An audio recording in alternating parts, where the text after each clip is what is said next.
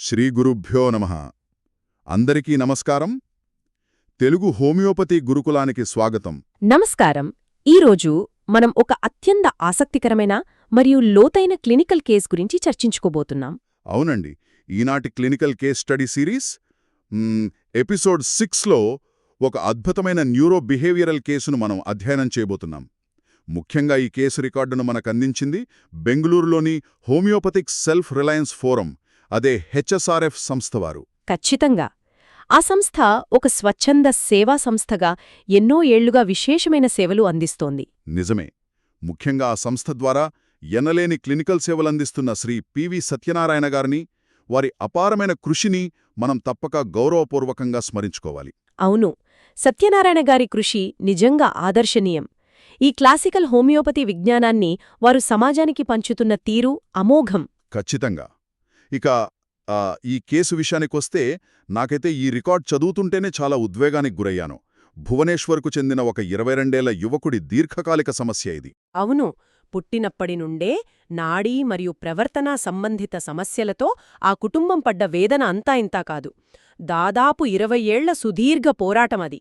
అంటే 20 ఏళ్లపాటు ఎన్నో ఆస్పత్రులు, ఎన్నో అల్లోపతి చికిత్సలు ఏవీ ఆ యువకుడిలో ఏమాత్రం మార్పు తీసుకురాలేకపోయాయి కదా. నిజమే. 1 సంవత్సరం క్రితం వారు మొదటిసారి ఆ హెచ్ఎస్ఆర్ఎఫ్ను సంప్రదించినప్పుడు ఆ యువకుడి పరిస్థితి చూస్తే ఎవరికైనా చాలా బాధ కలుగుతుంది. అసలు ఏకాగ్రత అనేదే వచ్చుకైనా లేదు. కనీసం ఒక్క నిమిషం కూడా కుదురుగా కూర్చోలేని విపరీతమైన అశాంతి కదా. అవును, మనం మాట్లాడుతున్నప్పుడు కూడా దృష్టి నిలపలేడు. ఇతరులు చెప్పేది వినడు. సరిగ్గా మాట్లాడలేడు కూడా.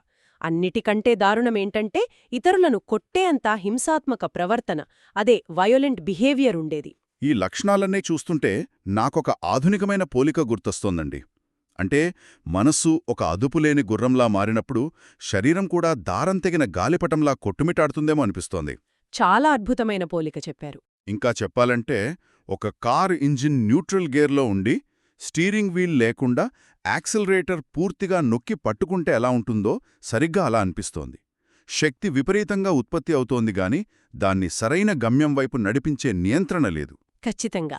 ఆ స్టీరింగ్ లేకపోవడమే ఇక్కడ అసలు సమస్య.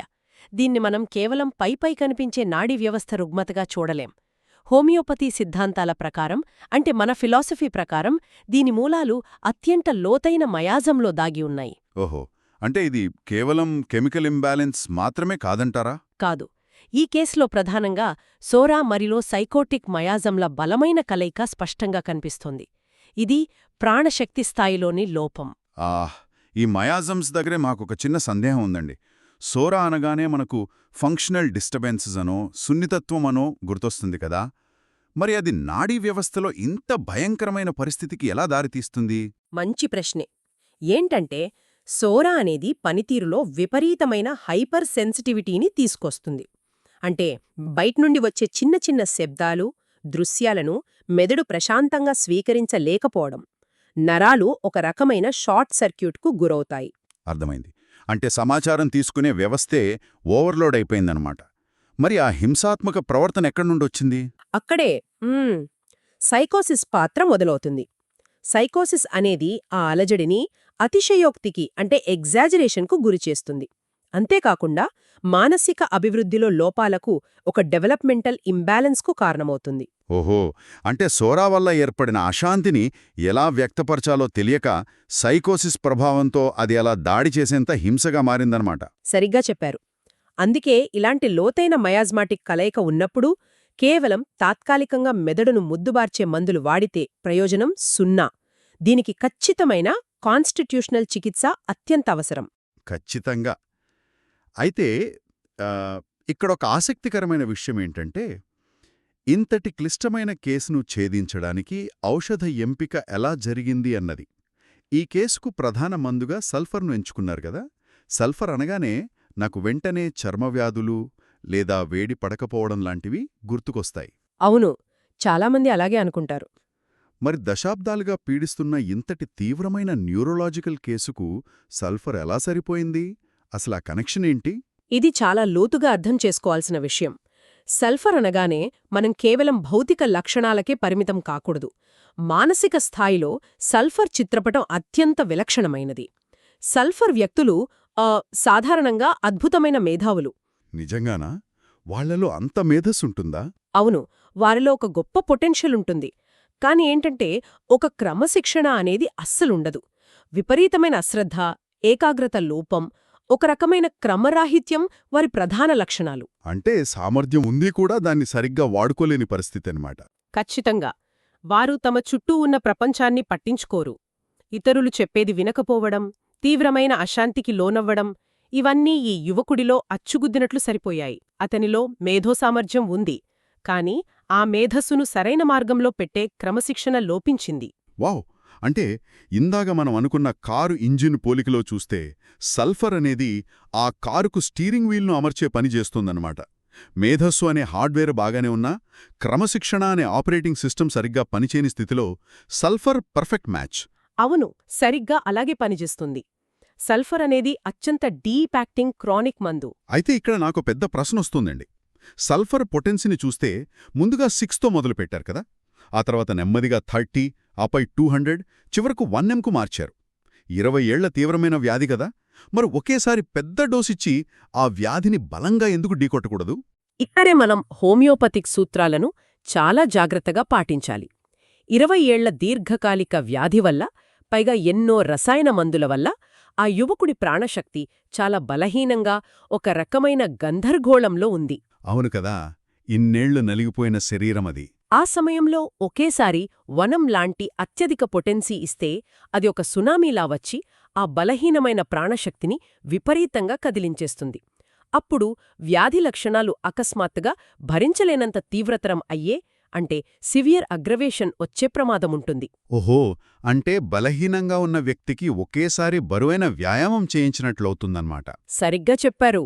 అందుకే డాక్టర్ గారు ఎంతో విజ్ఞతతో తక్కువ మోతాదుతో, అంటే 6th పొటెన్సీతో మొదలుపెట్టారు. ఇది ప్రాణశక్తికి ఒక సున్నితమైన పిలుపులాంటిది. ప్రాణశక్తి నెమ్మదిగా పుంజుకుంటూ ఉంటుంది. ఆ తర్వాతే లోతైన చర్య కోసం అడుగులు ముందుకు వేశారు. ఇది నిజంగా అద్భుతమైన విధానమండి. సరే, ఈ సల్ఫర్ ఎంపిక గురించి ఇంకో చిన్న సందేహం. అశాంతి మరియు ఏకాగ్రత లోపం అనగానే ఇతర మందులు కూడా గుర్తొస్తాయి కదా. ముఖ్యంగా నాకైతే ట్యూబర్క్యులినం గుర్తొస్తోంది. అవును, ట్యూబర్క్యులినంలో కూడా విపరీతమైన అశాంతి ఉంటుంది. మరి ఆ మందుకు సల్ఫర్కు మధ్యున్న ఆ సన్నని గీతను, ఆ డిఫరెన్స్ను ఎలా గుర్తించాలి? ఈ కేసులో దాన్నెందుకు పక్కన పెట్టారు? ఇది చాలా ముఖ్యమైన తులనాత్మక పరిశీలన. ట్యూబర్క్యులినం అశాంతి వెనుక ఒక తీవ్రమైన అసంతృప్తి ఉంటుంది. వాళ్లు కుదురుగా ఒక చోట ఉండలేరు. కొత్త ప్రదేశాలు, మార్పును విపరీతంగా కోరుకుంటారు. అంటే ఒక రకమైన డిస్సాటిస్ఫాక్షన్ డ్రైవ్ చేస్తుందన్నమాట. అవును, కానీ సల్ఫర్లో అలా కాదు. సల్ఫర్ అశాంతికి కారణం క్రమరాహిత్యం మరియు మేధోపరమైన గందరగోళం. ట్యూబర్క్యులినంలో మార్పు కావాలనే తపన ఉంటే సల్ఫర్లో అశ్రద్ధ, ఇన్అటెన్షన్ మాత్రమే ఉంటాయి. ఆహా, ఆ తేడా చాలా స్పష్టంగా ఉంది. మరి కల్కేరియా కార్బ్ లేదా లైకోపోడియం లాంటివి ఎందుకు కాకూడదండి? కల్కేరియా కార్బ్ వ్యక్తులు చాలా నెమ్మదిగా ఉంటారు. వారి అశాంతి వెనుక ఒక భయం ఉంటుంది. కొత్త వాతావరణం చూస్తే భయం. కాని ఈ యువకుడిలో భయం లేదు, పైగా ఎదురుతిరిగి కొట్టేంత ఆవేశముంది గదా. అవునవును, హింసాత్మక ప్రవర్తన ఉంది. ఇక లైకోపోడియం విషయానికొస్తే వారిలో ప్రధానంగా ఆత్మవిశ్వాస లోపం, అంటే ల్యాక్ ఆఫ్ కాన్ఫిడెన్స్ కనిపిస్తుంది. కాని ఈ కేసులో సమస్య అది కాదు, తనకున్న సామర్థ్యాన్ని వాడుకోలేని క్రమరాహిత్యం. అందుకే సల్ఫర్ మాత్రమే ఖచ్చితమైన ఔషధం. అద్భుతం. ఈ మానసిక లక్షణాలను జేటీ కెంట్ గారి రిపోర్టరీ ప్రకారం ఎలా చూడవచ్చో, అంటే ఏ రూబ్రిక్స్ సరిపోయాయో ఒకసారి వివరిస్తారా? తప్పకుండా. కెంట్ రిపర్టరీలో మైండ్ విభాగం కింద తీసుకుంటే కాన్సంట్రేషన్ డిఫికల్ట్, ఏకాగ్రత కుదరకపోవడం, అలాగే రెస్ట్లెస్నెస్, వైలెన్స్ అనే రూబ్రిక్స్. అంటే ఆ హింసాత్మక ప్రవర్తనకు కదా. అవును, వాటితో పాటు దేనిపైనా శ్రద్ధ లేకపోవడానికి ఇన్అటెన్షన్, మరియు సరిగ్గా సమాధానం చెప్పకపోవడానికి ఆన్సరింగ్ అనే రూబ్రిక్స్. ఇవన్నీ నేరుగా సల్ఫర్ వైపే చూపిస్తాయి. చాలా క్లియర్గా అర్థమైందండి. దాంతోపాటే కేస్ రికార్డులో మరో విషయం గమనించాను. సల్ఫర్తో పాటు పిట్యూటరినం మరియు థైరాయిడినం అనే మందులను కూడా 6, 30, 200 పొటెన్సీలలో సమాంతరంగా ఇచ్చారు కదా. దీని అవసరమేమొచ్చింది? ఇది ఒక మంచి పరిశీలన. ఇవి సల్ఫర్కు ప్రత్యామ్నాయం ఎంత మాత్రమూ కావు. దీన్నే ఒక నిర్మాణాత్మక కోణంలో చూడాలి. 20 ఏళ్లుగా నాడీ వ్యవస్థ అస్తవ్యస్తంగా ఉండటం వల్ల అతని మెటబాలిక్ మరియు ఎండోక్రైన్ వ్యవస్థ పూర్తిగా కుంటుపడింది.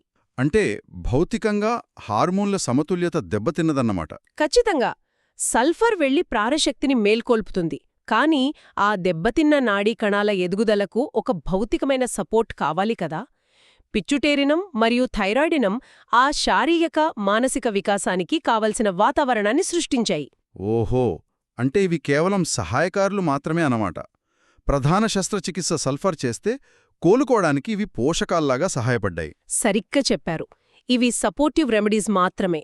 ఈ అద్భుతమైన ప్రణాళికతో 1 సంవత్సరం పాటు జరిగిన చికిత్స తర్వాత నివేదికలో నమోదైన మార్పులను చదువుతుంటే నిజంగా ఆనందం కలుగుతోంది. ఏకాగ్రత పెరిగింది, ఎక్కువసేపు ప్రశాంతంగా కూర్చోగలుగుతున్నాడు.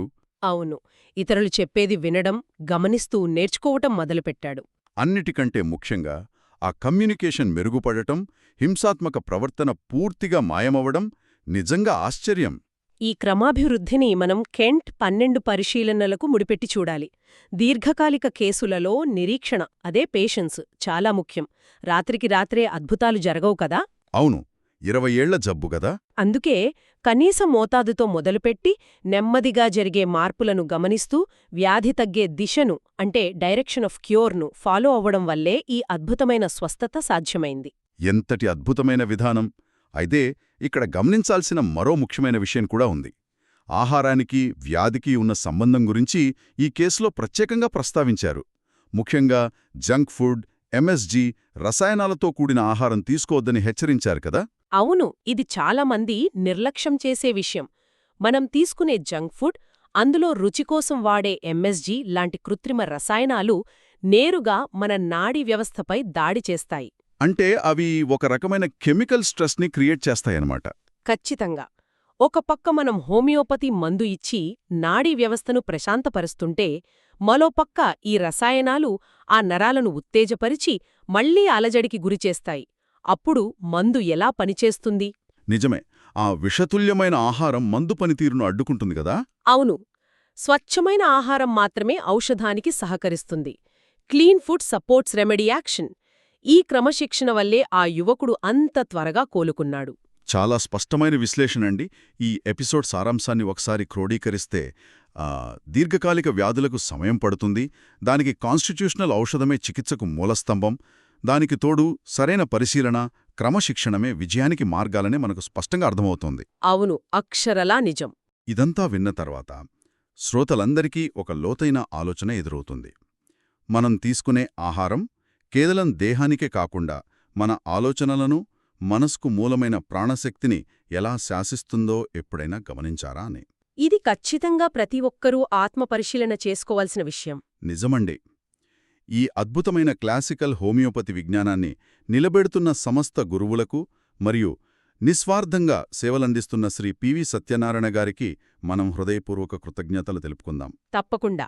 వారి సేవలు ఎందరికో మార్గదర్శకం. ఈ విజ్ఞానం మరింతమందికి చేరాలని ఆశిద్దాం. ఖచ్చితంగా. జై శ్రీకృష్ణ. వాసుదేవ.